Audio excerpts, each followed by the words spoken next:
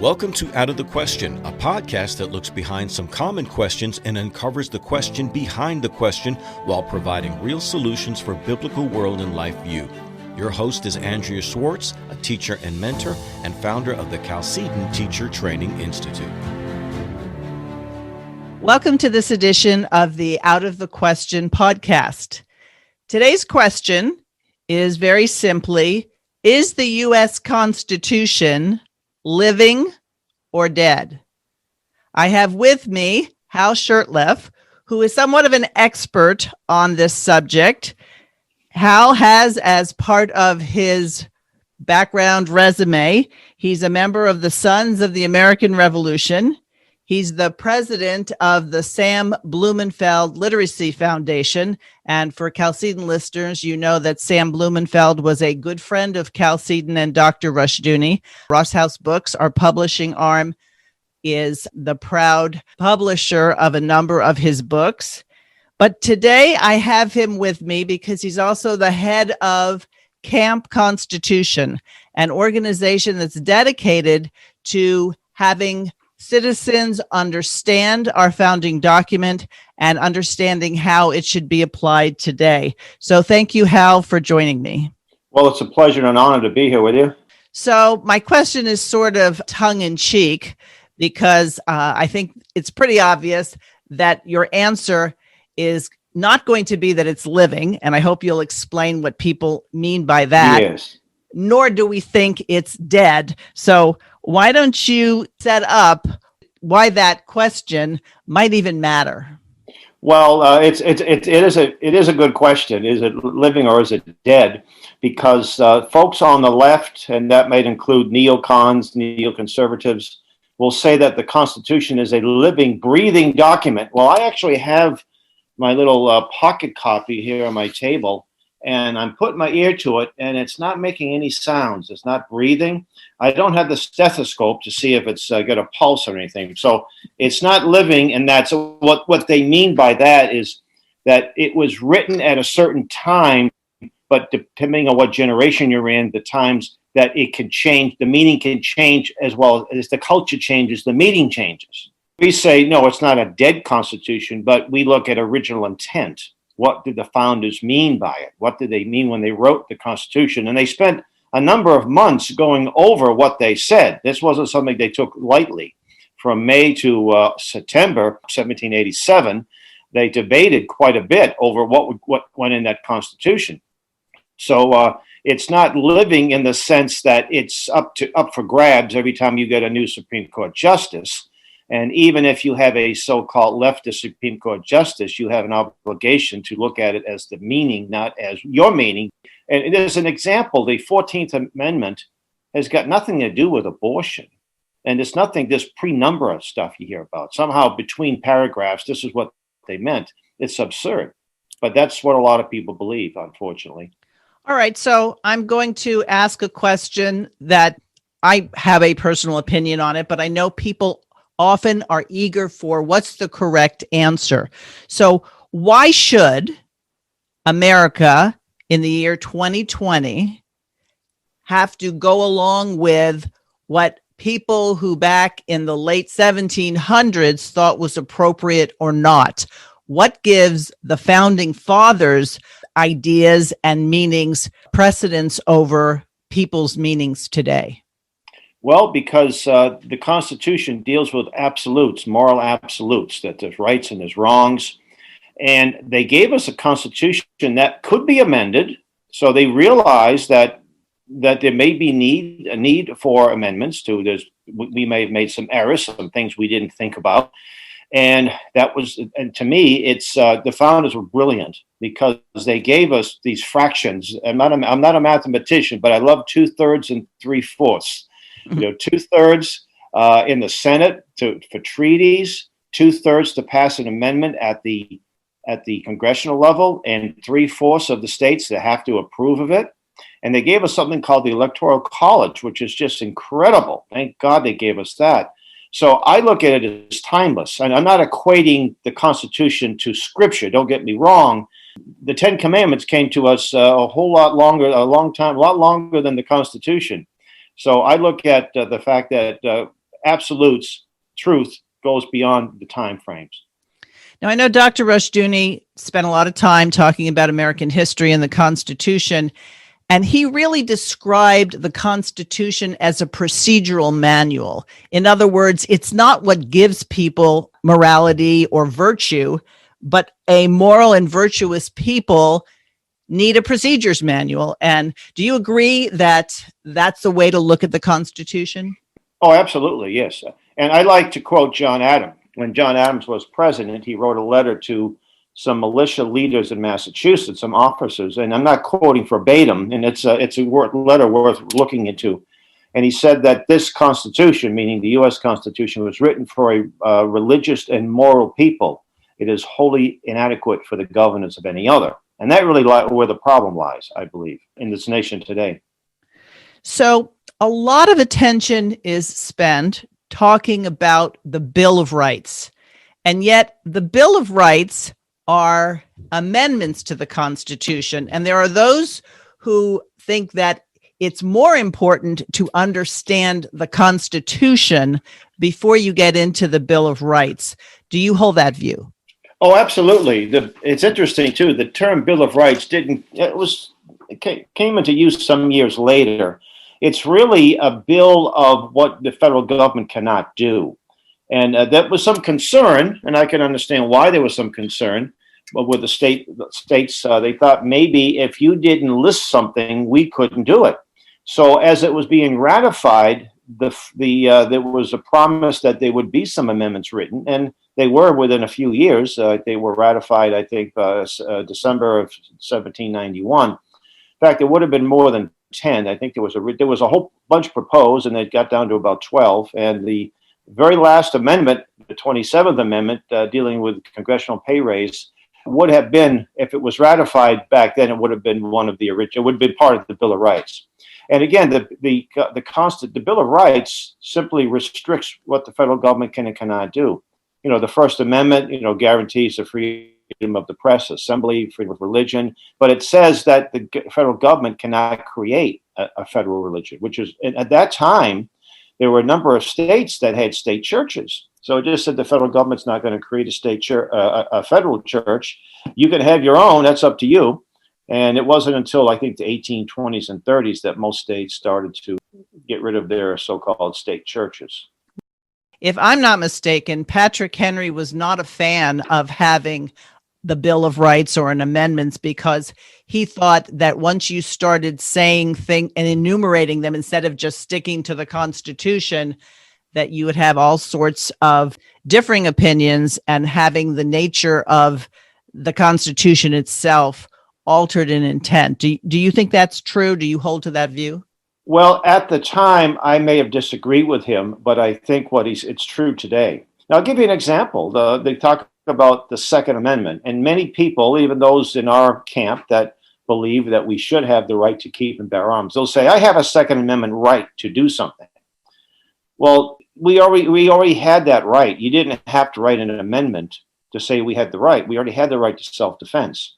And state constitutions, of course, and a lot of people don't realize there are state constitutions, and some of them predate the U.S. Constitution, like the Massachusetts Constitution.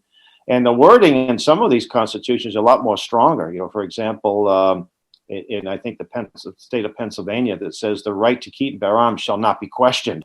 So the Second Amendment actually was interesting. The Second Amendment said that every state's guaranteed a militia. And of course, we really don't have a militia in the strict sense. The founders' version of a militia, National Guard, is really the replacement. It said a well-regulated militia being necessary for the defense of a free state, the right to keep and bear arms shall not be infringed. So it said Congress can't infringe on that. And so it's not the Constitution or the Bill of Rights as we know it, or these amendments that grant rights. Rights come from God. That's correct. The founders understood it. And so from my understanding, the whole procedure that was laid out in the Constitution was specifically in recognition of those rights.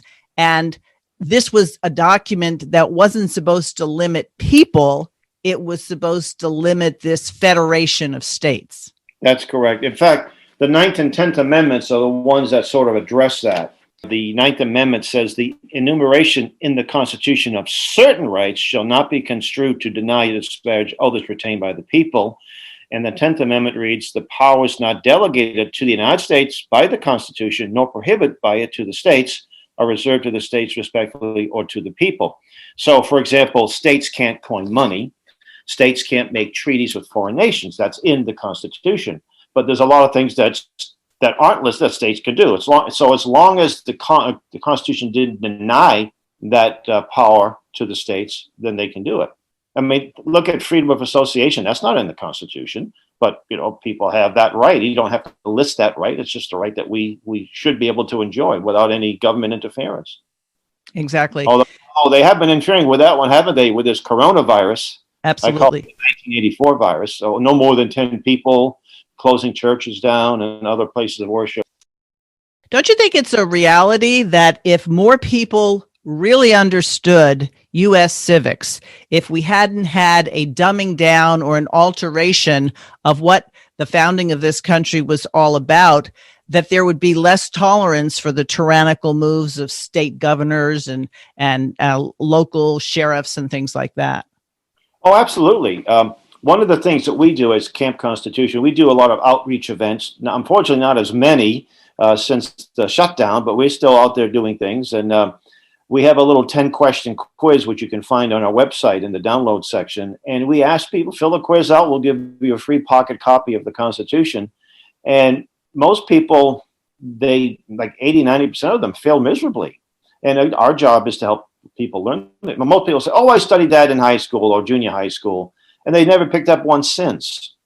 And right. I say, there are some things that you simply keep with you the rest of your life. You read a novel in school, and you forgot about the 20, 30, 40 years later. But the Constitution isn't something that you should be forgetting. And I think our elected officials love the fact that most people are constitutionally illiterate. Even you hear people, you watch news that you tend to agree with, people that you tend to agree with, and they use the word democracy. And I hear it, it's like scratching a blackboard. We're a republic. And where do we find that? Article 4, Section 4. And is there a difference? Of course there's a difference. Our founders did not want a democracy. They feared a democracy. Explain why that is, because I'm sure there's some people who'll be listening who will say, isn't it the same thing? Aren't those synonyms? You can use them interchangeably. Well, I heard someone say once, the difference between a democracy and a republic is like a chair and an electric chair. But a democracy is simply ruled by the majority. And a republic, it's a Latin term. It means the public thing, res publica, and in this case, the Constitution. But in a republic, the minority, and when I say minority, I'm not necessarily talking about a racial minority. It could be a religious minority, an ethnic minority, or an ideological minority. The rights of that minority are protected from the whims of the majority. And so, in fact, James Madison in Federalist 10 said that democracies have ever been spectacles of turbulence and contention, short in their lives and violent in their deaths. And many of the other founders had similar sentiments about a pure democracy. I mean, we do have elections that are, in quotation mark, democratic, but in order to be a voter, there's certain qualifications. Not everybody votes, although right. in some cases, dead people do a good job of voting. And in some cases, they vote multiple times. That's right. As I saw a funny meme the other day, a man who was visiting a cemetery scolding his grandmother for voting for Biden. Her grandmother's been dead for 50 years. Right. Anyway. So a lot of people think in terms of democracy and the majority should rule. And I think that's part of the misunderstanding that fuels the idea that there should be no electoral college. If we just had the majority, and then of course, big cities, big urban areas would dominate, because even though Wyoming's a bigger state than Rhode Island, there is possibly more concentration of people in Rhode Island, probably That's there right. is. So explain the whole idea of federalism and how when the country was founded, the U in United was not a capital. So these were the states of America, as opposed to capital U, United States. Explain why that's significant. Well, at the Constitutional Convention, which convened in May of 1787 and ended September of 1787, there were states with large populations and states with small populations. And there was a Virginia plan, a New Jersey plan, and what we call the Connecticut Compromise, where the largest states wanted to have bodies, a bicameral legislature, a House and a Senate. They didn't initially, it wasn't called the House and the Senate. They wanted to be based on population. And the smallest states with small populations realized that they would have no say at all. They would be completely overruled. And so they came up with the idea of a House of Representatives based on population, and then a Senate based on each state having two representatives, or two senators. And I think it's worked pretty well. And the Electoral College, I think, is just wonderful, because you look at in California, it's a large state with a large population, and that state and New York and maybe Illinois and a few others would have complete control and dominance over the rest of the country. And that would be, I think, a very bad thing. So I think Electoral College was and there were many times when the Electoral College, the person who may have won the electoral vote did not get the popular vote. It happened in 2016, and it's happened at some other times. All right, so we're hearing an awful lot about fraud, and by the time this podcast airs, there's probably going to be information or decisions that, are still in the future.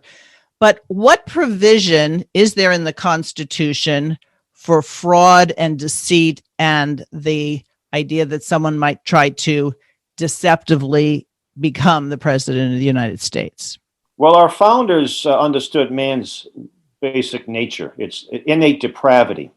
And even though maybe every single founder of the delegate at the convention was not a 5-point Calvinist, they understood man's basic nature. So they gave us this wonderful checks and balance, and they gave us a way that, by the way, there's always been fraud since the first ballot was ever cast in the history of mankind, wherever that may have taken place. It's a question of, is it enough fraud to make a difference in an election?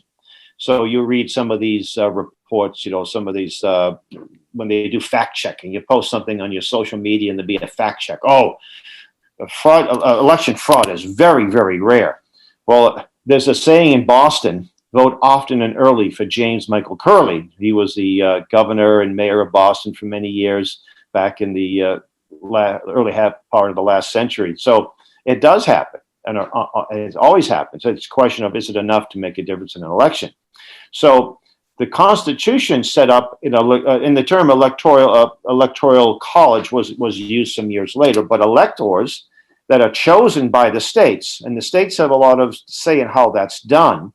And as a number of years, we've had a vote, and the candidate that gets the popular vote in that state generally gets the electoral votes. And the electoral votes are based on population. So you got a state like Vermont with a small population of about 550,000 people. They have 3 electoral votes. California, I think, has over 50. And they're supposed, the parties choose the individual electors, and depending on how the vote comes out, those electors then will assemble at the state houses, and they will cast their ballot. But the state legislature, under the 12th Amendment of the Constitution, they have a lot of say. If they suspect some fraud, they can intervene, and they can actually change the outcome of that election if they believe it's fraudulent. Has that ever happened? I know there's been some examples of that, and I know also that there's only been one election where the candidates did not get enough electoral votes. You have to get a majority of the votes, and that happened in 1824 with the John Quincy Adams eventually becoming president. He came in second. Andrew Jackson came in first, but the man running fourth, Henry Clay, supported John Quincy Adams. So that was the only time. 1876, there was also disputed results in some of the southern states, but there was not, the House did not intervene. They made some kind of deal. They called it the Compromise of 1877. And they said, if we go for Hayes against Tilden, you have to pull out the federal soldiers. The Reconstruction ended. So that's what happened there.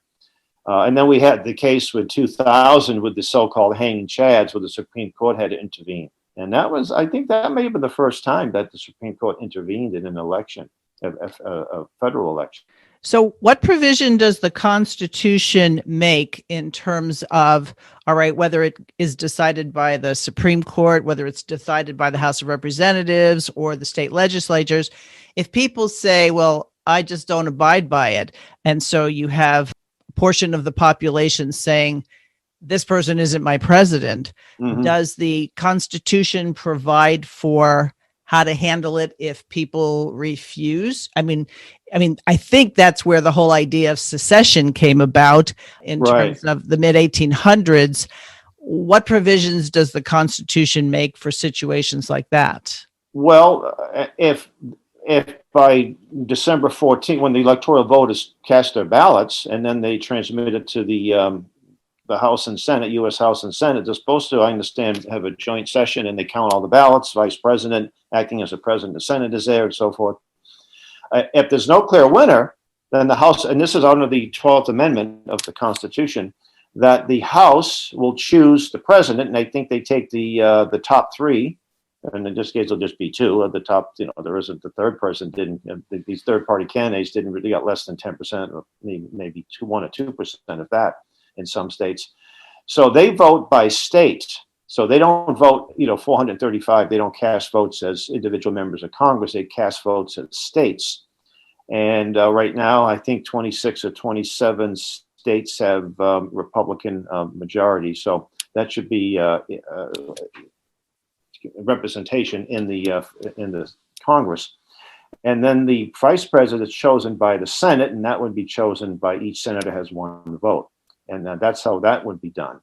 The Supreme Court wouldn't rule on the count, the count of the electoral votes. They might rule on a case, like in the case of Florida. They ruled on the case, and I know that President Trump has a number of states with his cases concerning the ballots that were so-called ballot harvesting, and people who were, and of course these the vote counting machines or the software, which I think is the smoking gun in this case. So they might rule on that to determine whether or not these votes are legitimate, but they won't make a decision when it comes to the actual electoral count.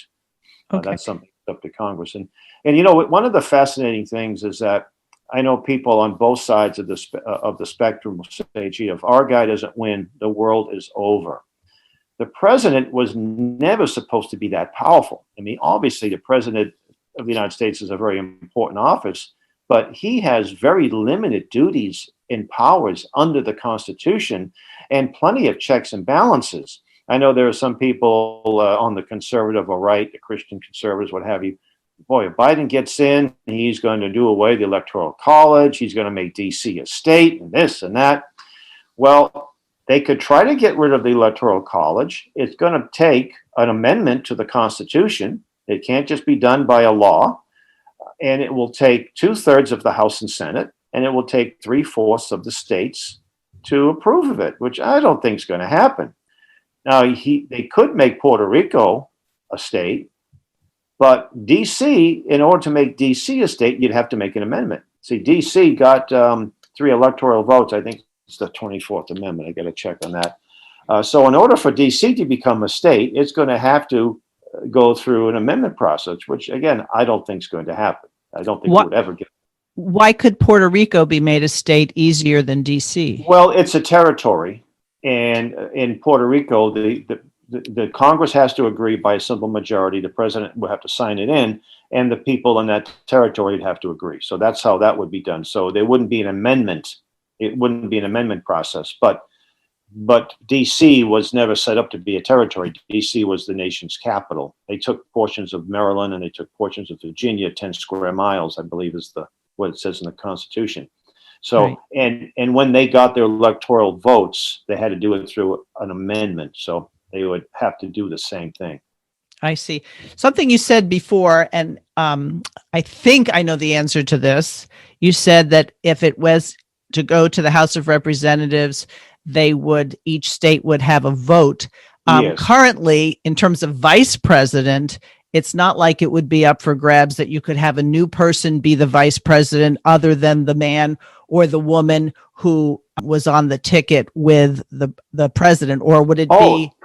Oh no, you're right. No, it could happen that way. Yeah, I mean, they could vote. Let's say that Biden wins, they could choose Donald Trump as vice president. When I mean, it's probably not going to happen, but it's possible as long as you qualify for that. In order to be vice president, you have to qualify for president. So if you serve 2 terms, 8 years, and 2 of another term, you don't qualify. So it was interesting that now the 25th Amendment is another, and that's something that Nancy Pelosi had talked about. And I don't think she was looking at Donald Trump. They already talked about that early on his administration. Well, the 25th Amendment has different provisions. At one point, when a vice president died, there was no way to choose a vice president. And there was 3 vice presidents that passed away in the 19th century. Franklin Pierce, vice president, died before he was sworn into office in Cuba and died by the time he got home. And a few other presidents, I think it was Madison and Monroe, had presidents that died, vice presidents that died, and there was no way to do it. So the 25th Amendment, had a way for example, the time it was used when Agnew resigned, Vice President Agnew resigned. So Nixon had to invoke the 25th Amendment, and he chose Gerald Ford, who was a member of Congress from Michigan. And then when Nixon resigned, Gerald Ford chose Nelson Rockefeller. But the Senate, under that, the way I read it, they could have chosen anybody. They could have someone they liked. They could have looked at Ronald Reagan when he was governor of Cal. Oh, we're going to choose Ronald Reagan, or we're going to choose that theologian from California, Rushdoony. That would have been interesting.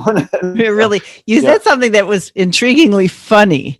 That if it did go to the House of Representatives and Biden won, that Donald Trump could be voted as the vice president, which of course would make the whole idea of what happens if there's a tie in the Senate. Could he then run again for president if he was vice president? Oh, sure. Yeah, absolutely. Yeah, the presidential term limits, which came out in the wake of Franklin Roosevelt, because he'd still be in there if he served 4 full terms, and was it his 5th term? It was his 4th term. I think he served 3 terms, in his 4th term he died in 45. So and of course the notion was, well, you don't change horses in the middle of a race. We're in a war. You don't want to change presidents, so we got to keep them in there.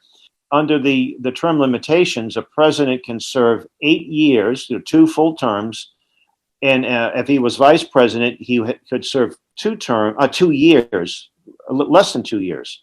So if, say, a president dies, vice president becomes president, there's 3 years on that term, then he can only serve 1 term and not 2 terms after that. I think a little confusing. But it sounds like a great board game, Electoral College. It does. That's right.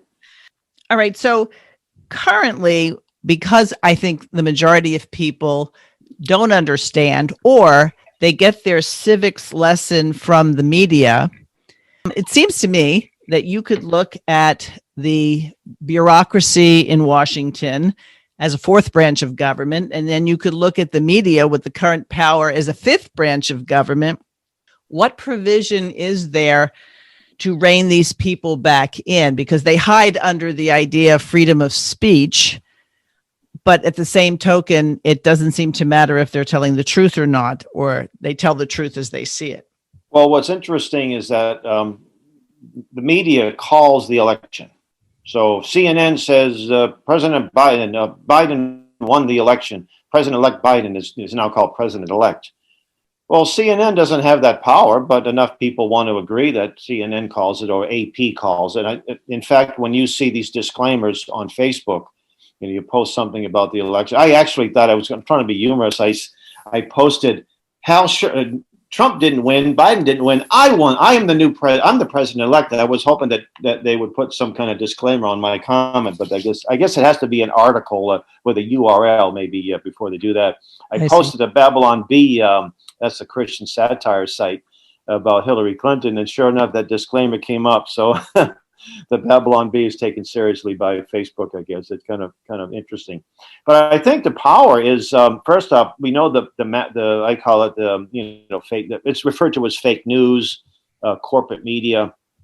but there's alternative medias, which I think we need to get involved in. I think we need to stop listening to some of these sources and tune into other more credible and reliable sources, and not so maybe biased, but the bias on these other. I hear the comment that these reporters are not really reporters, but the party operatives with press passes, and that's pretty much what you have, unfortunately. So there's ways that, there's all kinds of laws and rules and regulations concerning, the media over the years, but and what's tough is that they bring in Congress. The Senate had Zuckerberg and a few other, the head of Twitter on there, and they gave them this concept of this is a platform, and yet they're actually publishing, they're denying people. So we have hearings, but usually nothing comes of it. They're not any kind of serious reform. So I don't know how that's going to happen. You post something that's true, and they'll tell you it's independent fact checkers say this or that, and these independent fact checkers will refer to an article written in the Atlantic Monthly, or they'll say that election fraud is very rare, and that's how they're fact checking, and that's how far they go. So it is a problem. But I think we have to, create our. I mean, look at this as a source of the media.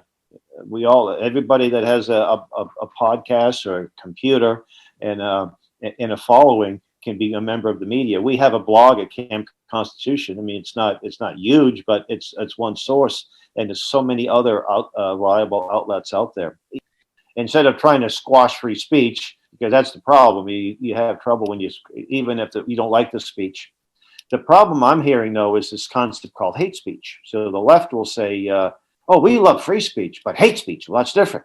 And, well, what's hate speech? And, of course, the definition of hate speech is any speech the left hates. That's my definition. Right. But any speech is critical of those that they promote. That's what they call hate speech. And that's kind of dangerous, because then you're silenced. And, Europe has that. Canada has that. They have these so-called hate speech laws. And people will go to jail. And in Sweden, for example, if you say that you believe homosexuality to be, if you say publicly that homosexuality is a sin, you will go to jail. That was passed a few years ago, almost unanimously. So that's something that could be happening here. That could come here. Right. John Adams was right. The Constitution isn't enough to make people good. What makes people good, certainly from a biblical perspective, is recognizing their sin and their need for Jesus Christ. So without that, you'll have all sorts of permutations. Let's talk about the Supreme Court. Boy, you thought that the world was going to end if Amy Barrett was approved for the Supreme Court. How important did the framers view the Supreme Court? And what's your take on how politicized the view of the Supreme Court has become? Well, the Supreme Court was the least powerful branch. It's simply, Article 3, they have very limited duties, and they were never supposed to overturn state laws, which they've done. It's become very powerful, very politicized. And something, for years, the conservatives, pro-lifers, of which I'm a very staunch pro-lifer, we thought, gee, if we just get the right justices, we'll be able to overturn Roe versus Wade. Well, Roe versus Wade was a Supreme Court decision. And I hear people say it's the highest law of the land. It's not a law. They simply said that, I think it was Louisiana where the case originated, or Missouri. It was Texas, actually. Oh, Texas, thank you. Okay. Texas. It said that your abortion laws are, null and void. Well, they never had that kind of power. And now, who enforces a Supreme Court decision? Exactly. Supreme Court doesn't have a police. It doesn't have an army. It's the executive branch, the Attorney General. It's interesting. We have a lawsuit against Camp Constitution has a lawsuit against the city of Boston about a Christian flag. We wanted to raise the Christian flag on City Hall Plaza, where it's a public access flagpole, where they raise flags of communist China. They raised the transgender flag. Did you really even know there was such a flag? They raised the rainbow flag. They raised the flag of, did I say communist China? And not only do they raise it, but city officials often participate in the flag raising ceremony of communist China. But the Christian flag, because it has a little red cross, the little Latin cross in the left corner, that's somehow against it's a violation, a horrible violation of the First Amendment.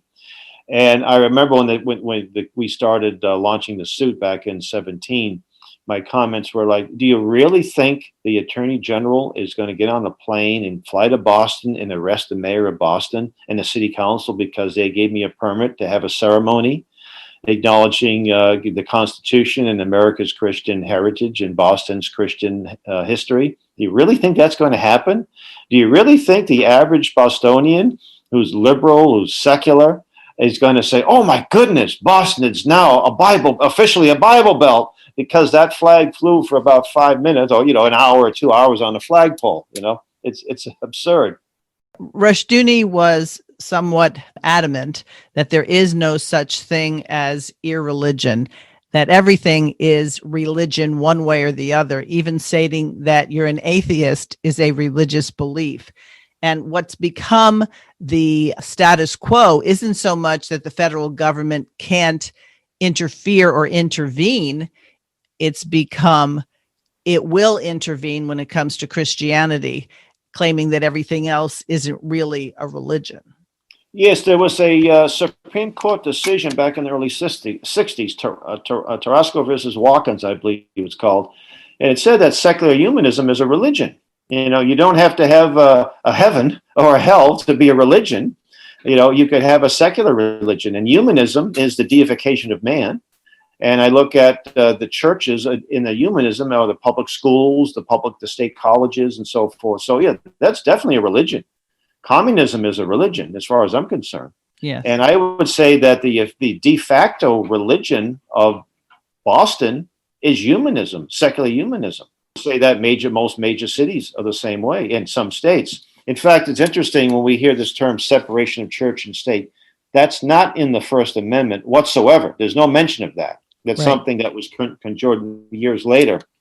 But I believe that there are many churches that are in essence state churches. I did a little video, it's up on a YouTube channel. I said, is the rainbow flag the de facto flag of, I think I used the term apostate churches.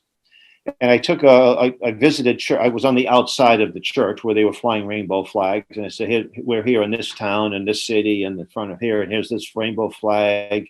And here's a rainbow flag in this church and that church. I said, they're flying these flags in these Unitarian churches, Episcopal churches, some of the more left-wing Methodist churches. I said, that's evidence that the rainbow flag is the official flag of these churches, but also that these churches are state churches because they embrace evolution, socialism, and the acceptance of homosexuality. And that's what many states have embraced. And those are the dogmas of humanism. Exactly. So these are, de facto, they're not de jure, but they're de facto state churches. And people say, oh, separation of church and state, really? I mean, the Unitarians were, and our dear late friend Sam Blumenfeld did a lot of research on the Unitarians in his NEA, Trojan Horse in American Education. It was, and he referred to our public schools as Unitarian prep schools. I mean, the Unitarian Church isn't some vibrant, growing entity. The one down the street from my house, named after a member of the Secret Six, Theodore Parker, they have the rainbow flag and they have the Black Lives Matter banner. And you look, they had a little picture of their members. They're all white people in their late 50s or older, Right. All right. Before we go, what do you think of the move to have another constitutional convention? There are those who call themselves conservative who say what we need is to have a convention of the states and fix what's broken. What's your take on that? Well, I'm glad you asked, because I think it's very, very dangerous. And by the way, there are people on the left and the right that both oppose and support one. I would say, especially in these days where you have such open division and hostility, I think it would be very dangerous. Now, Article 5 of the U.S. Constitution is where the amending process is. And the two ways to amend the Constitution, the first and only way that was ever utilized was for 2/3 of both the U.S. House and Senate to approve of an amendment, and then it goes to the states for ratification, where you need 3/4. And the second way is for 2/3 of the states to apply for an article for a convention. And then if you have 2/3 and they're recognized, Congress will recognize that these applications are legitimate, and then they would have a convention. But there's plenty of pitfalls to a convention. Especially James Madison, by the way, was very much against one. He thought it was very dangerous and this was just in a couple of years after we had the Constitution, the Constitutional Convention of 1787. One of the problems with of an Article 5 convention is that there are no laws or rules governing such a convention. We don't know it's like Nancy Pelosi, let's pass Obamacare and we will worry about what's in it after we pass it. And that's the same problem. And then the other question is, who will the delegates be? You want to have this operation. You say the patient, the Constitution is sick, and it needs to be into this operating room. Well, who's your doctor? When my wife had a surgical procedure some years ago, we saw the doctor. We saw all his degrees in Latin on his wall, and he was a specialist. And the anesthesiologist that looked like Sean Connery. Yeah, okay, these guys know their stuff. Would you walk into an operating room and not know anything of the Constitution? And the other thing is that they say the Constitution has some serious defects. No, I think the Constitution is pretty good. There's a couple of amendments I'd like to see repealed, but I'd rather suffer those right now than face a convention, because you don't know what will happen. And also, one of the big concerns is how will the ratification process? Will they change it? How will the delegates vote? Will they vote by state? That's what they did in 1787. Or will it be by popular vote? So will the delegates be based on population? That means California will have 50 plus. And then what's the mindset of these delegates? Exactly. Are they going to have the same mindset of the founders, or even close to it? I would say about maybe 3 or 4%. I mean, right. Look at when I testify in Massachusetts against one, I'll say, do you really? Or when I'm speaking to fellow conservatives in Massachusetts, I said, do you really want Massachusetts to send delegates? What do you think is going to happen? What kind of delegate? Do you think I'm going to be a delegate? Tell me what you think the place for someone who wants to study the Constitution, what place do the Federalist Papers have in an understanding of the original intent and the context of the Constitution? Oh, I think it's a great source. It's a great source to have a good, clear understanding. Although it was written in letters to the editor for farmers. So today's college grad would be challenged by it, I think.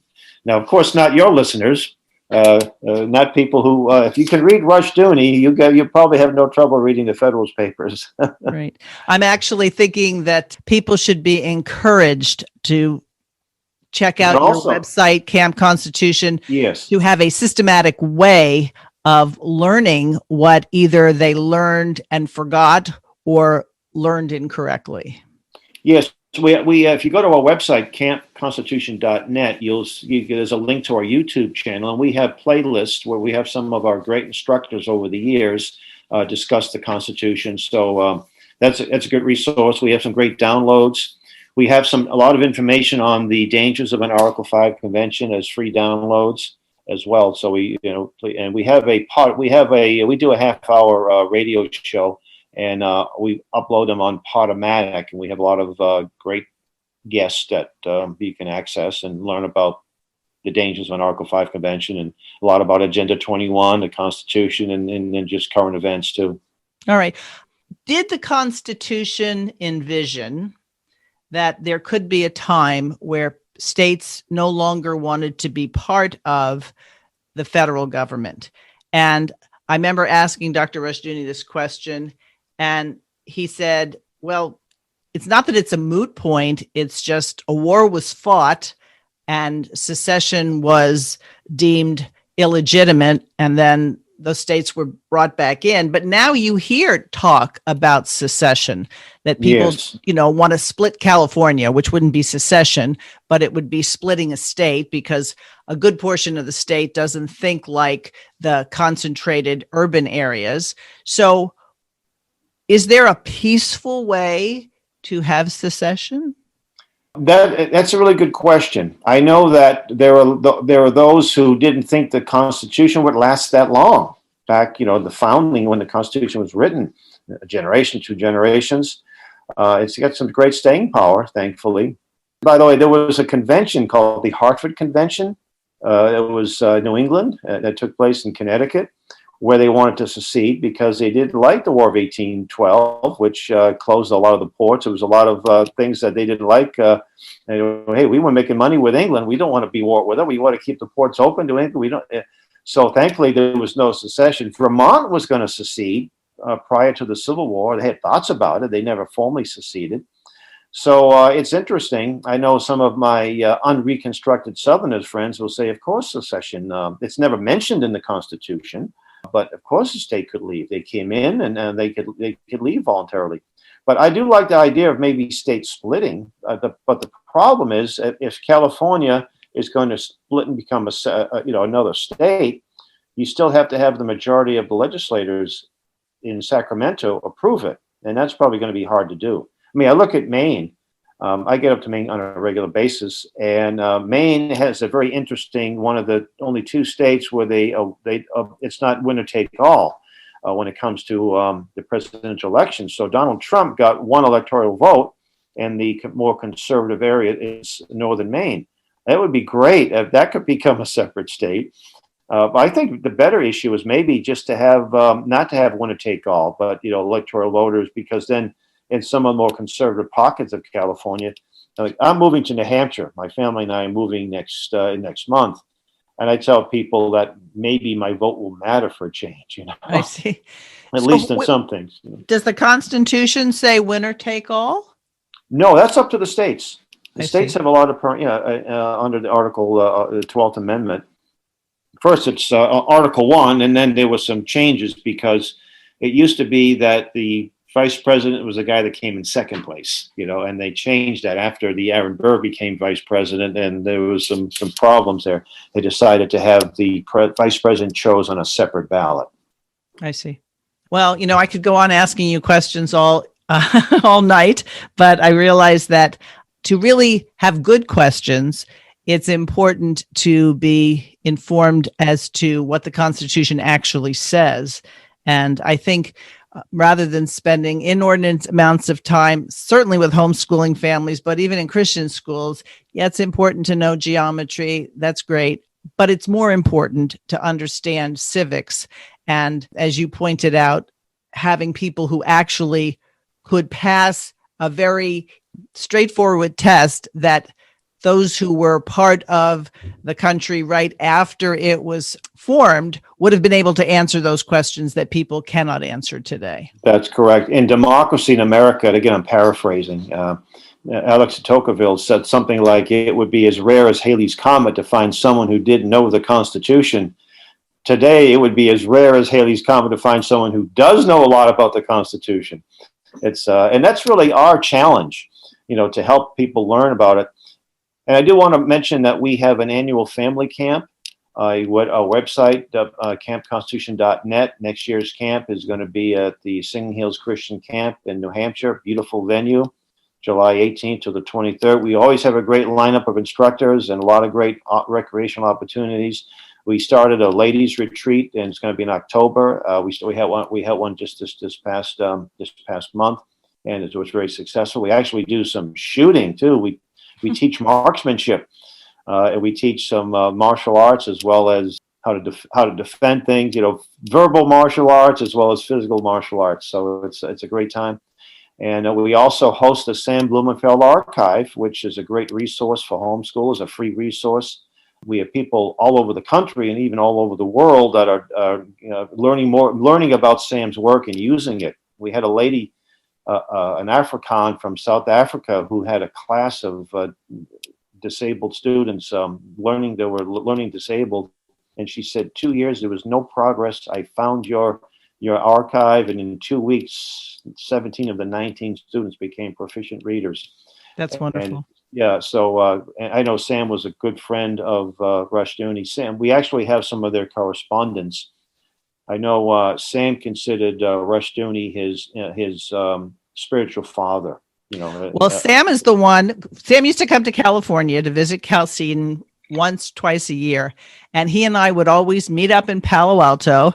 And because I'm not that close where I live to where Chalcedon is. And we would go out. And I remember he was the one who told me, I was 10 years into homeschooling. And he said, you should write books. And I looked at him like, who would read my books? And he's like, you should write books. Well, when I was 25 years into homeschooling, I figured I had something to say, and I credit Sam with putting the idea in my head. That's great. Yeah, I look at we had a meeting at our Lane Learning Center. We actually have a place in Lexington, Massachusetts, and any of your listeners would like to get a hold of us through our website.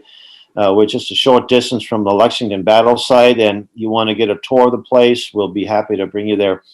Anyway, we were talking about what's happened. Why are so many young people in our churches? Why are they leaving the church, and why are they, supporting causes that are diametrically opposed to the Christian worldview? And I said, well, and in the Lane House, we have some of Sam's library in the corner, some of his artifacts on display. And I said, I had the privilege of knowing Sam Blumenfeld. I met him in 1988, and early on in our friendship, he said, never put your child or your children in government schools. And I took his advice.